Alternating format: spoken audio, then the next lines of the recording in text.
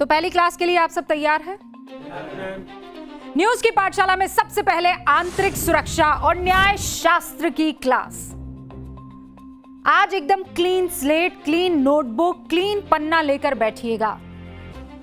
सोच विचार लेकर बहुत ध्यान से और गंभीरता से आज के इस पाठ को आप सुनिएगा और उसके बाद आप फैसला कीजिएगा। फैसला आप पर छोड़ती हूं। 2020 में दिल्ली में दंगे हुए थे और उन दंगों के दौरान आईबी ऑफिसर अंकित शर्मा की बहुत बेरहमी से हत्या हो गई थी।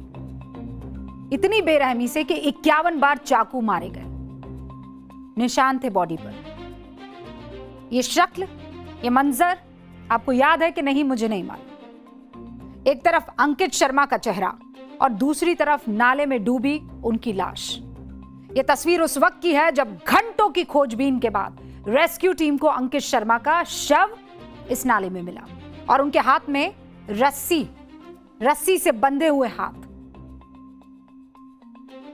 तब जाकर बॉडी को बाहर निकाला गया। ये वो तस्वीर जब पहले हाथ आया था। इस मामले में कल यानी 13 जुलाई को पूरे 6 सालों के बाद, और मैं अगर प्रिसाइसली बताऊं तो 6 साल 4 महीने और 18 दिन के बाद अदालत ने ताहिर हुसैन को दोषी करार दिया।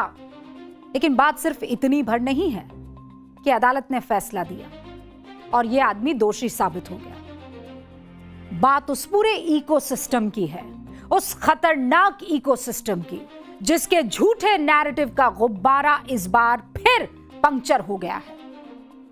आप सबके मन में भी एक बार यह विचार आया होगा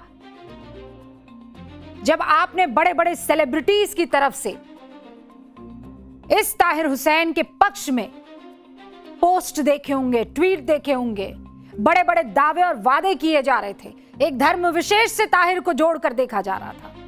आज उस इकोसिस्टम की बेचैनी बढ़ गई है। यकीन मानिए ये बेचैनी इसलिए बढ़ी है क्योंकि ये इकोसिस्टम दंगों से पहले और दंगों के पहले दिन से ही ताहिर हुसैन को विक्टिम बना रहा था, बेचारा दिखा रहा था, बेगुनाह बता रहा था, क्लीन चिट देने को उतारू था। 5-5 बार ताहिर हुसैन ने क्यों पुलिस को फोन किया होगा, ये तो मासूम है। तमाम तरीके की बातें हो रही थी। ताहिर हुसैन को विधानसभा का चुनाव भी लड़वाया गया जबकि ये आरोपी था। कोर्ट के इस फैसले के बाद ताहिर हुसैन को बचाने के सारे जतन का पतन हो गया है। आप सोचिए, बस सोचिए, हाँ, अगर पिछले साल जो चुनाव हुए थे जिसमें ये ताहिर हुसैन चुनाव लड़ रहा था, अगर जीत जाता, बताइए क्या होता? अगर ताहिर हुसैन चुनाव जीत जाता तो कोर्ट के फैसले से पहले ही मुझे ये बताइए, ये नैरेटिव एस्टैब्लिश नहीं करने की कोशिश होती कि देखिए ताहिर हुसैन को मुसलमान होने के नाते दंगे और हत्या के केस में फंसाया गया, जनता की अदालत में ये जीत गया, क्लीन चिट मिल गई। अगर ताहिर हुसैन चुनाव जीत जाता तो दंगाइयों का मनोबल बढ़ता कि नहीं बढ़ता, आप मुझे बताइए। इस आशंका से क्या इनकार किया जा सकता है कि अगर ताहिर हुसैन चुनाव जीत जाता तो फिर किसी अंकित शर्मा को मारने में दंगाइयों की भीड़ एक सेकंड नहीं सोचती। अगर ताहिर हुसैन चुनाव जीत जाता तो दिल्ली दंगों में मारे गए 53 लोगों के परिवार वालों का सिस्टम से भरोसा नहीं उठ जाता। और सबसे खतरनाक बात, अगर ताहिर हुसैन चुनाव जीत जाता तो वो माननीय बनकर दिल्ली विधानसभा में बैठ रहा होता। पिछले साल ताहिर हुसैन को असदुद्दीन ओवैसी ने अपनी पार्टी AIMIM से टिकट दिया था। दिल्ली की मुस्तफाबाद सीट से ताहिर हुसैन ने चुनाव भी लड़ा था। ताहिर को 33,000 वोट मिले और उसे चुनाव प्रचार करने के लिए बेल भी मिली। उस वक्त बीजेपी समेत कई पार्टियों ने ओवैसी के फैसले पर सवाल खड़े किए और तब ओवैसी ने क्या कहा था, मैं चाहती हूं न्यूज की पाठशाला में आप उस बात को सुने। तुम ताहिर हुसैन को बोलोगे तो मैं तुम्हारे बाप के बाप को बोलूंगा, याद रखो। तुम ये मत समझना कि तुम्हारे मुंह में जबान है, मेरे मुंह में भी अल्लाह ने बहुत बड़ी जबान दी और मेरी जबान की तासीर अल्लाह ने तलवार से ज्यादा ज़रब उसमें लगी है। असद ओवैसी ये नहीं जानते हैं कि तलवार वाली जुबान वहां नहीं चलती है जहां सिर्फ और सिर्फ कानून का राज होता है। असद ओवैसी साहब, अदालत में साक्ष्य चलते हैं, अदालत में प्रूफ चलता है, लंबी तलवार वाली जुबान नहीं चलती। और शायद यही वजह है कि आज ताहिर हुसैन को दोषी करार दिया गया है, लंबी जुबान की वजह से नहीं, लंबे सबूतों की लिस्ट की वजह से। जिस ताहिर हुसैन को ओवैसी दिल्ली विधानसभा भेजने की जुगत में लगे थे, उसे अदालत ने अंकित शर्मा हत्याकांड का जिम्मेदार ठहराया है। इस केस में 91 गवाहों के बयान और सबूतों पर विचार करने के बाद कोर्ट ने मंगलवार को जो कुछ कहा, उसे ताहिर को बचाने वाले इकोसिस्टम को कान खोलकर सुन लेना चाहिए। कोर्ट ने कहा है 25 फरवरी 2020 की शाम करीब 5 बजे ताहिर हुसैन चांद बाग पुलिया पर जुटी गैर कानूनी भीड़ का हिस्सा था। कोर्ट ने कहा है यह भीड़ हिंदू समुदाय के लोगों के खिलाफ हिंसा करने के इरादे से इकट्ठा हुई थी। भीड़ का मकसद दंगा, लूटपाट, आगजनी, लोगों और उनकी संपत्ति को नुकसान पहुंचाना था। चांद बाग पुलिया पर जुटी भीड़ हथियारों से लैस थी। इसी भीड़ ने आईबी कर्मचारी अंकित शर्मा को घेर लिया। यही भीड़ अंकित शर्मा को जबरदस्ती चांद बाग पुलिया की तरफ ले गई और फिर इसी भीड़ ने अंकित शर्मा पर बेरहमी से हमला करके उनकी हत्या कर दी। ताहिर हुसैन कानूनी रूप से अंकित शर्मा की हत्या के लिए जिम्मेदार है, ये किसी और ने नहीं, कोर्ट ने कहा। दिल्ली की कड़कड़डूमा कोर्ट ने ताहिर हुसैन को दोषी करार दिया, तब वो रोने लगा, कहा कि मैं बेगुनाह हूं, मेरे साथ इंसाफ नहीं हुआ है। अंकित हत्याकांड में कुल 11 आरोपी बनाए गए थे। 6 आरोपियों को बरी कर दिया गया, 5 आरोपियों को दोषी करार दिया गया। इनके नाम भी आप जान लीजिए। पहला ताहिर हुसैन, दूसरा नजीम, तीसरा कासिम, चौथा अनस और 5वां जावेद। ये वो सारे लोग हैं जो दोषी करार दिए गए। कोर्ट के फैसले के बाद सुनिए दिल्ली पुलिस के जॉइंट सीपी ने क्या कहा। आम आदमी पार्टी के जो पार्षद हैं ताहिर हुसैन, उनको भी हत्या में और किडनैपिंग अबडक्शन जो है 365 की जो धारा है उसमें दोषी पाया गया है। अब हम कोर्ट में आगे भी पैरवी करेंगे ताकि इनको ज़्यादा से ज़्यादा सजा दिलवाई जा सके। ये केस हमारे लिए प्रायोरिटी का एक केस रहा है अभी तक। जॉइंट सीपी सुरेंद्र कुमार जो बात कह रहे हैं कि हमारी प्रायोरिटी है। जब ये दंगे हो रहे थे तो एक मीडिया कर्मी की भी यही प्रायोरिटी थी और एक मीडिया संस्था की भी यही प्रायोरिटी थी कि जो उसे दिख रहा है वो दिखाया जाए। मेरे फोन में अभी भी वो तस्वीरें लॉक हैं और मैं आपको वो तस्वीरें दिखाती हूँ। आज सुबह मैं इन्हें तलाश रही थी। ये 2020 की बात है और मैंने आप लोगों के लिए वो तस्वीरें आज खोज कर रखी है क्योंकि अभी 2026 चल रहा है। ये वो तस्वीरें हैं, पता नहीं कितना अच्छे से हाँ ओके। अब ये मैं आपको पहली तस्वीर दिखाती हूँ।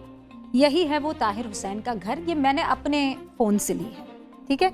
नॉर्थ ईस्ट दिल्ली, मुस्तफ़ाबाद आपको दिखाई दे रहा है, 27 फरवरी 2020, ठीक है। ये मैं इसको दिखाई दे रहा है आपको। ये सारे मीडिया कर्मी हैं नीचे जो आपको दिखाई दे रहे हैं। ये जगह जगह चीज़ों को देख रहे हैं, ठीक है। फिर आप इन तस्वीरों को देखिए। ये तस्वीर आपको नज़र आ रही है? ये वहाँ पर ऐसी भी चीज़ें हमको दिखाई दी। ये मैंने अपने कैमरे से ली है।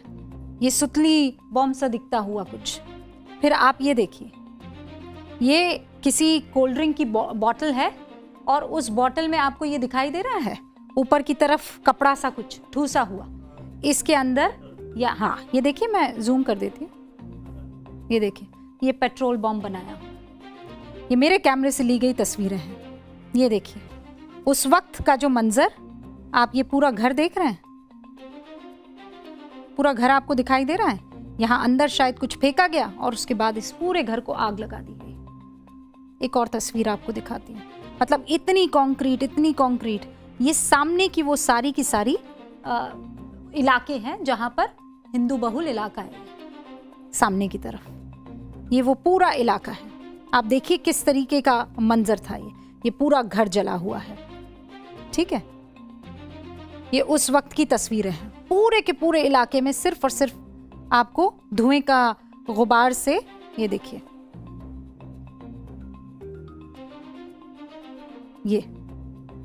ये वो तस्वीरें हैं जब उस वक्त मैं रिपोर्टिंग कर रही थी, तब हमने बाकायदा मैंने अपने कैमरे में ली थी। ये वो तस्वीर है। आप वो जालियों के पीछे एक बार फिर से वो दिखाइएगा, बार बार ये रिपीट होंगी। जाली के पीछे पूरा एक ये जो पीछे आपको वो रंग बिरंगा दिख रहा है और तिरंगे जैसा रंग है उस दरवाजे का, गेट का, कॉलोनी के गेट का, उसके पीछे तमाम औरतें खड़ी हुई थी। मुझे आज भी वो मंजर अच्छे से याद है। भयानक मंजर था। पुलिस कह रही थी तो आप अंदर रहिए, बाहर की तरफ मत आइएगा। और वहाँ उन इलाकों से एक एक करके लड़का आता था और वो वहाँ पर पहरेदारी देता था। पूरी पूरी रात वहाँ पर ऐसे ही गेटेड कॉलोनीज थी, मतलब गली थी, और उसके दोनों तरफ दरवाजे ऐसे रखे हुए थे। दरवाजे बंद करके दरवाजे के इस पार लड़का किसी घर का आता था, किसी और घर से एक और लड़का आता था, फिर वो पहरेदारी देते थे कि दंगाई आकर कहीं ऐसा ना हो कि यहाँ पर आग जला दें। ये तब का वीडियो मैं आपको दिखा रही हूँ। जब सुरक्षाकर्मी वहाँ पर तैनात किए गए थे तो वो हमको उस इलाके में इसलिए भी नहीं जाने दे रहे थे क्योंकि बहुत सेंसिटिव माहौल था। मुझे आज भी याद है कि जब हम वहाँ पर गए और हम माइक से लोगों को बातचीत करने की कोशिश कर रहे थे, बात करने की कोशिश कर रहे थे, तो वो यही कह रहे थे कि आप किसी से बात ना करें, क्योंकि वहाँ पर ये हो जाता था कि पूरा का पूरा एक ग्रुप आकर खड़ा हो जाता था। मान लीजिए मैं किसी से बात कर रही हूँ, मैंने माइक ऐसे सामने किया और वहाँ पर अक्सर ये देखा जाता था कि पूरा का पूरा ग्रुप आकर खड़ा हो जाता और वो आपको लगातार एक टुक देख रहा होता। जहाँ कुछ अनकंफर्टेबल क्वेश्चन होते वो फौरन आपके ऊपर आवाज उठाना शुरू कर देते, आपको कटघरे में खड़ा करना शुरू कर देते। ये आप वो इलाका देखिए, यहाँ पर बहुत बहुत ही षड्यंत्र पूर्वक स्कीमिंग के तहत दुकानें थी। एक हिंदू दुकान, फिर मुस्लिम दुकान, फिर हिंदू दुकान, फिर मुस्लिम दुकान। लेकिन जो दुकानें जली वो हिंदुओं की दुकानें जली, एक धर्म विशेष की दुकानें जली, और बाकी अगल बगल जो है वो, और ये सारी चीजें साफ तौर पर हमें नजर आ रही थी। यानी कोई एक सरगना था जो कहीं ना कहीं ये सारी चीजें बता रहा था, पहले से चिन्हित की जा रही थी। इतना भयानक मंजर था वो। और लोग फिर बाहर आकर ये देखिए इस तरीके से, अगले दिन जब थोड़ा सा मामला शांत हुआ तो लोग आकर देखने लगे कि क्या हो रहा है, किस तरीके से हो रहा है, कौन है, किसने दंगा किया है। जो आपसी भाईचारे को नजर लगाती हुई तस्वीर थी वो हमने अपनी आंखों से देखी है। और सबसे खतरनाक चीज ये थी कि जब आप वहां पर रिपोर्टिंग कर रहे थे और जब ताहिर हुसैन के घर से जो जो भी चीजें मिली थी उसको दिखाया जा रहा था, तो आरोप सीधा मीडिया पर मढ़ा जा रहा था। मीडिया को तरह तरह के नामों से पुकारा जा रहा था। वहां पर रिपोर्टिंग करना कोई खतरे से खाली नहीं था। जैसा मैंने आपको बताया, वहां पर लोग नजर रख रहे थे कौन सा सेंटेंस कहा जाता है, किस तरीके से कहा जाता है, और उसके बाद अलग से सोशल मीडिया पर आपको जो है ट्रोल किया जाता था, ये कहकर कि आप खास तौर पर एक कम्युनिटी को टारगेट करने के लिए ताहिर हुसैन और उनके साथ जो लोग मौजूद थे उनको आप कटघरे में खड़ा कर रहे हैं। ये तब की वो तस्वीर। सबने कहा कि ताहिर हुसैन के खिलाफ मीडिया ट्रायल है। एक ऐसा नैरेटिव बनाया गया जैसे मीडिया जानबूझकर टारगेट कर रही हो। ये बताइए, तथ्य जिसके साथ होंगे सत्य उसके साथ होगा। जो सच है वही परोसा जाएगा। झूठ कितने दिन टिक सकता है? और कोर्ट में क्या हुआ? आपने तरह तरह के नाम पुकारे। इस इकोसिस्टम ने मीडिया को बदनाम करने की कोशिश की। इस इकोसिस्टम ने वहां पर रिपोर्टिंग कर रहे मीडिया कर्मियों को बदनाम करने की कोशिश की। ये बताने की कोशिश की कि देखिए ये कैसे दानव है जो एक कम्युनिटी विशेष को जो है बाकायदा कटघरे में खड़ा कर रहे हैं और गलत साबित कर रहे हैं, जबकि दोषी को ही, आज की तारीख में जो दोषी है उसी पर सवाल उठाए जा रहे थे कि ऐसा कैसे हो सकता है कि आपके घर पर वो पेट्रोल बम मिल जाए, ऐसा कैसे हो सकता है कि असले आपके घर पर मिल जाए, ऐसा कैसे हो सकता है कि तमाम तरीके की तस्वीरें आपके इर्द गिर्द की यही इशारा करते रहे। और इसीलिए जो लोग ताहिर हुसैन को क्लीन चिट दे रहे हैं, उन्हें अंकित शर्मा का चेहरा याद करना चाहिए, बार बार उसे देखना चाहिए। जिन लोगों की जुबान पर, और हम हर उस शख्स के साथ है जिसकी लिंचिंग हुई है, चाहे वो अखलाक हो, चाहे वो पहलू हो, चाहे वो तबरेज हो। लेकिन आपने एक चीज नोट की है, ये इकोसिस्टम कितना खतरनाक है। अखलाक और पहलू और तबरेज, इन सब के नाम बोलते वक्त आप कभी नहीं सोचेंगे कि नाम वही था कि कुछ और था। आपने वो सारे नाम अच्छे से रटे होंगे क्योंकि उनके साथ नाइंसाफी हुई। लेकिन पालघर के साधुओं का नाम आपको याद है? कोई एक बता सकता है मुझे? अंकित शर्मा आज मैंने आपको याद दिलाया, इसीलिए आपको पूरा नाम याद होगा, वरना आपको याद था कि आईबी ऑफिसर जो नाले में जिसकी लाश मिली थी वो कौन था? जो लोग पहलू खान का नाम लेते नहीं भूलते हैं, हेड कांस्टेबल रतन लाल का चेहरा याद है उनको, जिन्हें दंगाइयों ने ऑन ड्यूटी पीट पीट कर शहीद कर दिया था। और मैं यहां धर्म नहीं ढूंढ रही हूं, मैं इस इकोसिस्टम की खतरनाक चालाकी उजागर कर रही हूं। इस देश में जिसकी भी लिंचिंग हुई है, वो किसी भी धर्म का हो, मीडिया और पूरा देश, कानून उसके साथ खड़ा है। लेकिन यह कैसे हो सकता है कि किसी एक शख्स की जब लिंचिंग होती है तो आप ये कहने से कतराते नहीं है कि देखिए पूरे समाज की लिंचिंग हो रही है, पूरे धर्म की लिंचिंग हो रही है। लेकिन अगर अंकित शर्मा मारा जाता है और कोई कांस्टेबल रतन लाल शहीद होता है, तब आपको नहीं लगता कि फला धर्म की लिंचिंग हो रही है? इसीलिए ताहिर हुसैन को लेकर अब कोई शक व शुबा नहीं रह गया है कि वो दंगों में शामिल था, वो दोषी है, हत्या में शामिल था, वो दोषी है। लेकिन ताहिर हुसैन के पीछे खड़ा इकोसिस्टम जो उसे बचा रहा था, जो आज भी एक्टिव है, ताहिर हुसैन को हत्या का दोषी करार दिए जाने के बाद ये इकोसिस्टम कैसे कुलबुलाने लगा है। कुछ लोगों की बात मैं आपको सुनाती। कांग्रेस नेता इमरान मसूद ये कहते हैं कि अगर ताहिर का नाम कपिल होता तो वो बरी हो जाता। एनसीपी शरद पवार पार्टी के नेता नसीम सिद्दीकी कहते हैं कि ताहिर हुसैन का नाम आनंद मोहन या राम प्रसाद होता तो शायद उसे दोषी नहीं ठहराया जाता। आप नेता आयतुल्ला खान कहते हैं कि ताहिर हुसैन को दिल्ली दंगों में दोषी करार दिए जाने पर मैं बहुत दुखी हूं। लेकिन इन सभी नेताओं में से क्या किसी ने अंकित शर्मा की हत्या पर जुबान खोली? क्या किसी ने कहा कि अंकित शर्मा का नाम ताहिर होता तो शायद उसकी जान बच जाती? क्या किसी ने कहा कि अंकित शर्मा का नाम मोहम्मद अजमल होता तो दंगाई भीड़ उसकी जान बख्श देती? क्या उस वक्त किसी ने यह कहा कि अंकित शर्मा की हत्या का उन्हें बहुत गहरा सदमा लगा है? मैं इन नेताओं से पूछना चाहती हूं, अगर नहीं कहा तो अब क्यों? ये सेलेक्टिव पॉलिटिक्स क्यों? ये खतरनाक नफरती नैरेटिव गढ़ने की कोशिश अब क्यों? ताहिर हुसैन के बचाव में अगर एनसीपी शरद पवार के नेता ये बयान दे रहे हैं कि उसके नाम की वजह से उसे दोषी करार दिया गया है, तो इन सभी नेताओं से मेरा एक सवाल, उम्मीद है मेरे इस सवाल का जवाब ये तमाम नेता देंगे, और ये नेता अगर जवाब ना दे पाए तो बंद कमरे में अपने गिरेबान में झांके जरूर और सोचेंगे कि क्या उन्हें ऐसी नफरती बातें और ऐसा नफरती नैरेटिव सेट करना चाहिए। आप देखिए कि अंकित शर्मा हत्याकांड में ताहिर हुसैन के साथ कुल 11 आरोपी बनाए गए थे, जिनमें से कोर्ट ने 6 आरोपियों को बरी कर दिया, इसलिए क्योंकि उनका नाम मोहन था या ब्रिज था या कुछ और था, और एक एक करके नाम बता देती। पहला नाम हसीन उर्फ सलमान, इसका नाम तो कपिल नहीं था, फिर कोर्ट ने इसे बरी क्यों किया? दूसरा नाम समीर खान, इसका नाम तो आनंद मोहन नहीं था, तो फिर इसे कोर्ट ने कैसे बरी किया? तीसरा नाम फिरोज, इसका नाम भी राम प्रसाद नहीं था, तो इसको कोर्ट ने कैसे छोड़ दिया? कैसे? गोपाल नहीं था, आलम था इसका नाम, कैसे छोड़ दिया? गुलफाम का नाम शुभम नहीं था, कैसे छोड़ दिया? इसके हाथों की हथकड़ी कैसे खुल गई? और छठा नाम मुंतजिम उर्फ मूसा, इसका नाम भी मनोज नहीं था, तो फिर इसे भी ताहिर की तरह दोषी क्यों नहीं ठहराया गया? मतलब गजब ही तर्क है, गजब ही तर्क है इन पार्टियों का।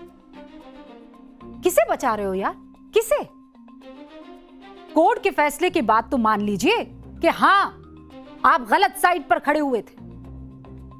किसी अखलाक की लिंचिंग हो जाए तो टारगेट किलिंग, और किसी अंकित शर्मा की हत्या हो जाए तो नॉर्मल क्राइम कैसे भैया?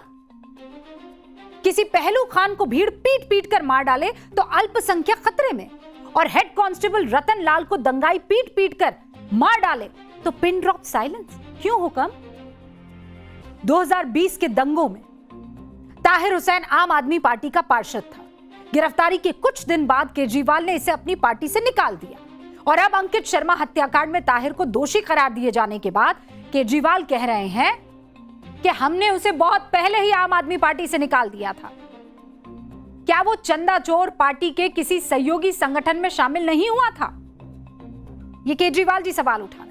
AIMIM की तरफ इशारा कर रहे हैं, जिसने 2025 के दिल्ली चुनाव में ताहिर को टिकट दिया, और ओवैसी ने उसे जिताने के लिए एड़ी चोटी का जोर भी लगा दिया। इसीलिए कोर्ट का फैसला आने के बाद बीजेपी केजरीवाल पर हमला बोल रही है। सुनिए। अरविंद केजरीवाल का खासम खास और नफरत करने वाला कानून से और हिंदुओं से आज ताहिर हुसैन के खिलाफ 302 धारा इंडियन पीनल कोड की, 365 किडनैपिंग, 153A प्रमोटिंग एनिमिटी बिटवीन। देखिए, राजनीति अपनी जगह है। राजनीति ये लोग